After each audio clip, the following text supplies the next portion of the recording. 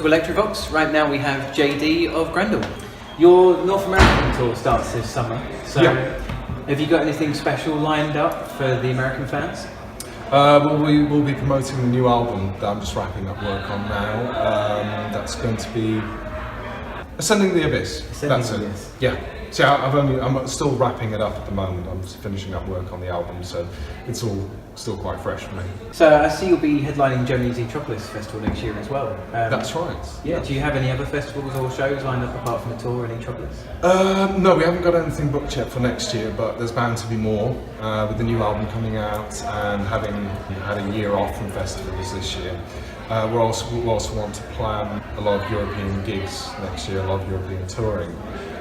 Considering we're going to have a year off from the US, because you can only tour the US like once every 2 years for it to be worth it. So we're going to be focusing on Europe again.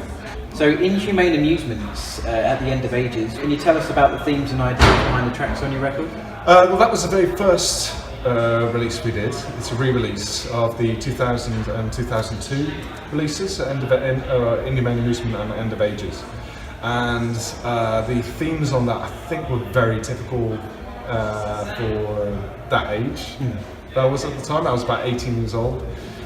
So you'll find sort of death, destruction, and the sort of things that are very typical of that genre of music. The sort of harsh EDM. I don't think at that age I was very politically aware yet, and that's something that's come to fruition later on in my music.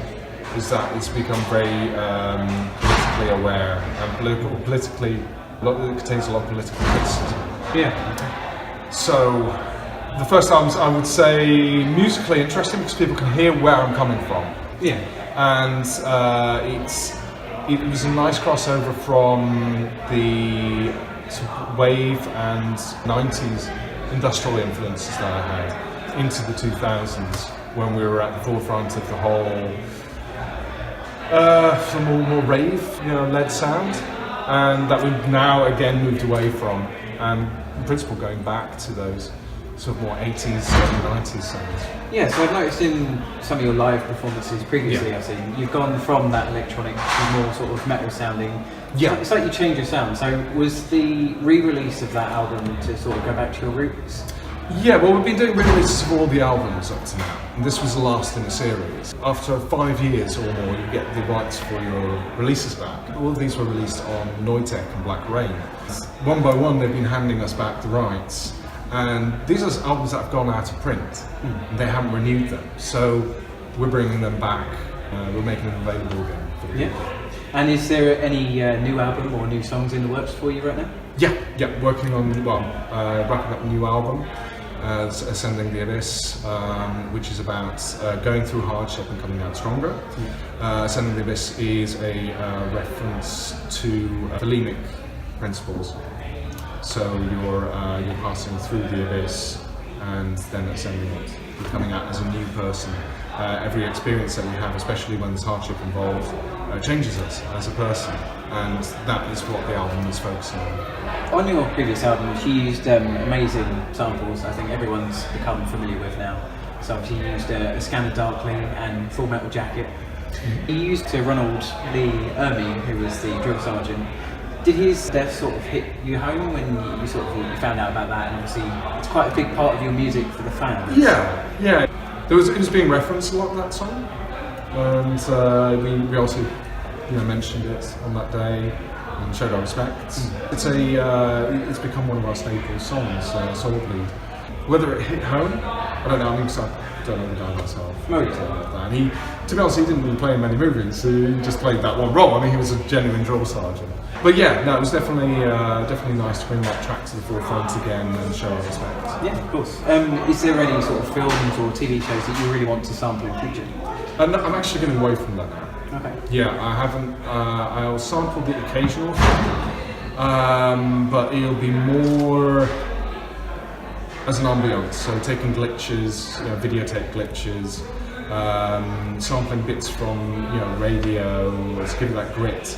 So you'll hear things going on in the peripheral, which almost answer like a sort of call and answer thing. So Yeah. I'll be singing a line, and you'll hear a little sample in your peripheral vision, which will kind of almost be responding to that.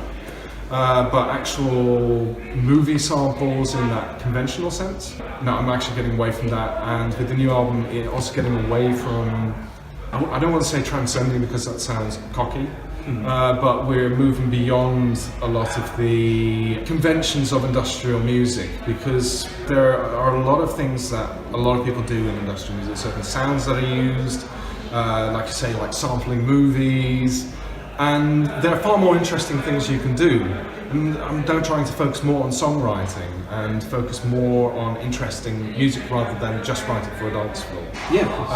And incorporating other styles that I really enjoyed. I mean, the new album has got influences from rock, metal, to Latin freestyle, to electro, like traditional electro.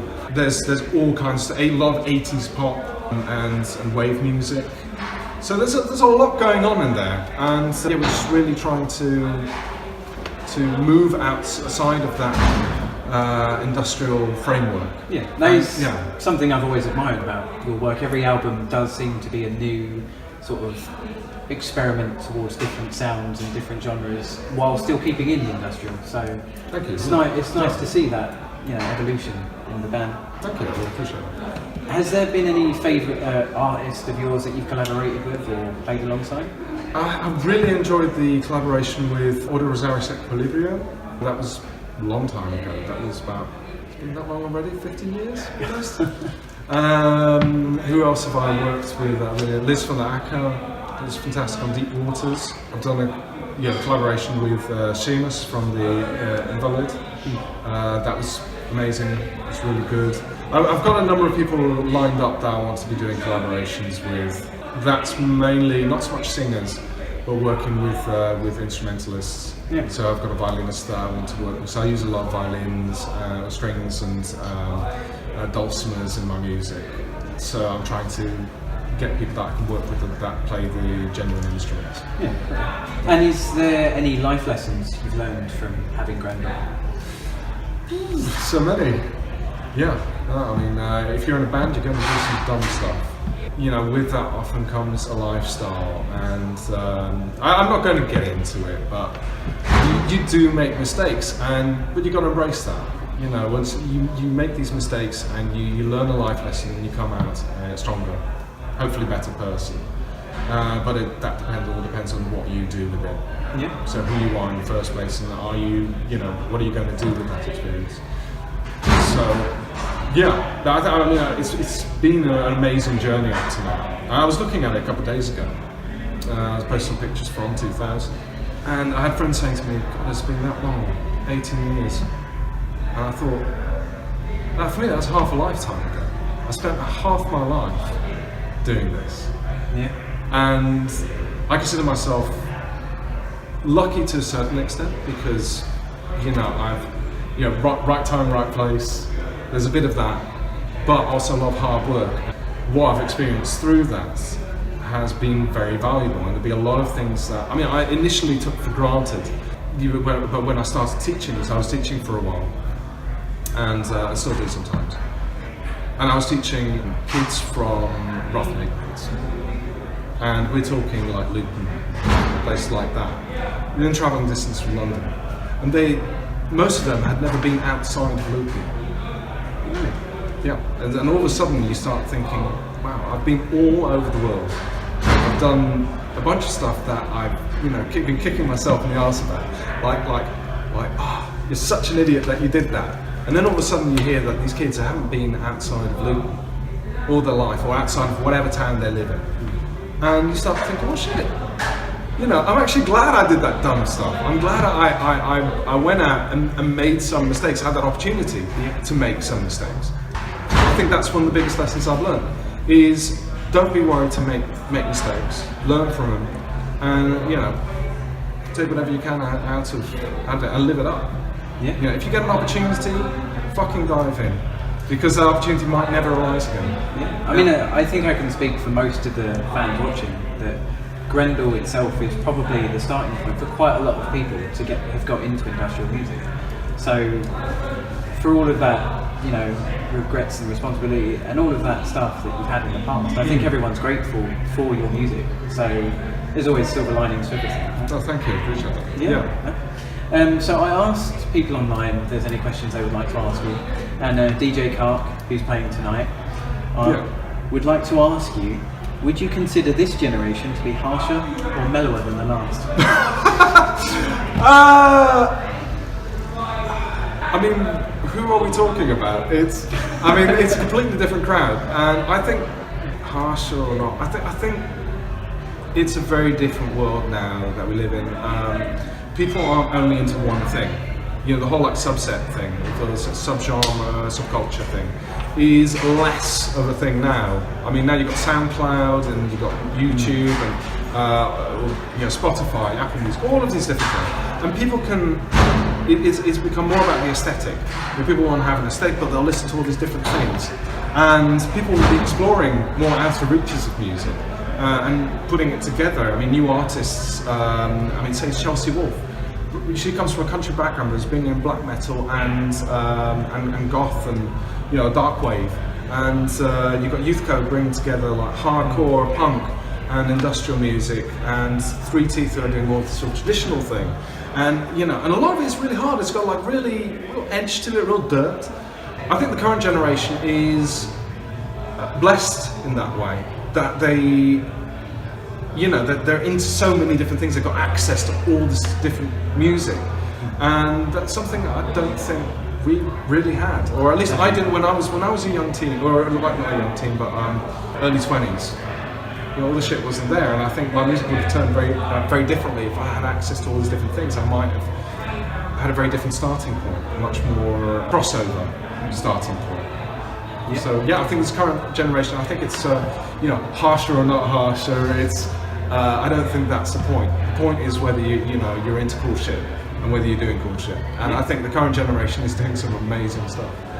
Okay. And finally, do you have anything to say to your fans who've seen you or will be seeing you in the future? Thanks so much. I mean, without you guys, this isn't possible. I'm thankful every day for all the support you guys give.